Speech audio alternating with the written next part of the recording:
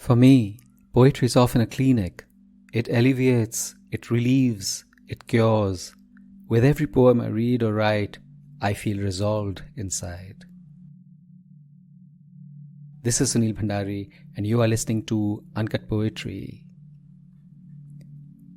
Finding ways to survive each other.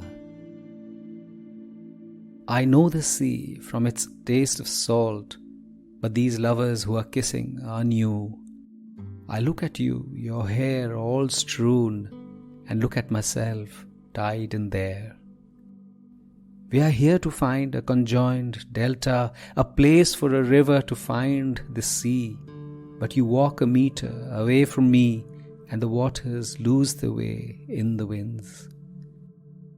What I hold inside is chill from the night, all my misgivings frozen but alive. And I ask myself of the need of bonfires to emblazon us into something new.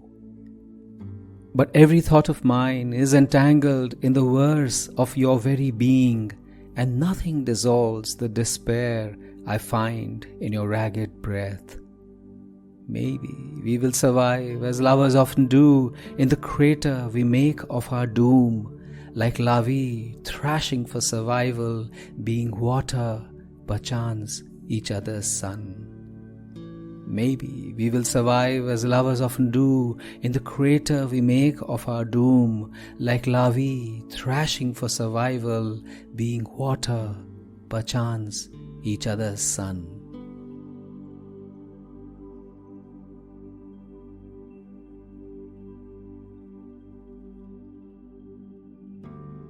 Some relationships are doomed. They get off to a bad start and never hit their stride, or find their autumn of distrust early and see no reason to change the season. Often a passing reaction is presumed to be a permanent opinion.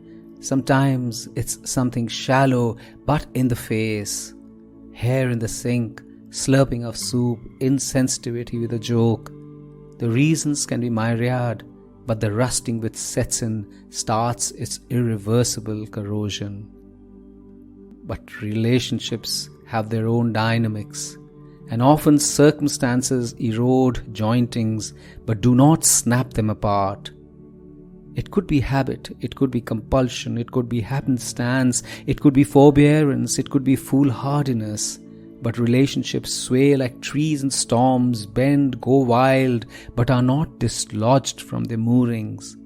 Something mysterious holds them down, refusing to let them be dislodged. And that's the alchemy of bonds, the mysterious gold dust masquerading as rust, a glue. Is it the effulgence of time, a passage of conciliations, or the despair of circumstances? Who knows? But in the midst of mayhem, there could be a grudging, unobstructive growth of recognition, tenderness, love. Because the awning of love offers shelter even though it might not be a place of safety. We risk loss, hurt, pain, but those are things already encountered, faced, survived. What remains then is a mysterious island of light and tranquility. As Bell Hooks, the author, said, living in a culture where we are encouraged to seek a quick release from any pain or discomfort has fostered individuals who are easily devastated by emotional pain, however relative.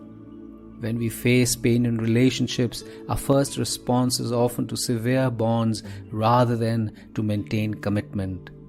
And that's when we flee from love before we feel its grace. Pain may be the threshold we must cross to partake of love's bliss, but if we continuously run from the pain, we will never know the fullness of love's pleasure. This is Sunil Bhandari, and you were listening to Uncut Poetry. I have a fantastic newsletter called The Uncuts. It's a weekly dosage of culture, art, music, poetry. Please do subscribe to it. The link is in the notes. And if you love this episode, do share it with someone you love. And follow Uncut Poetry on Spotify, Apple Podcasts, Ghana, JioSaavn, or wherever you get your podcasts from. See you next week.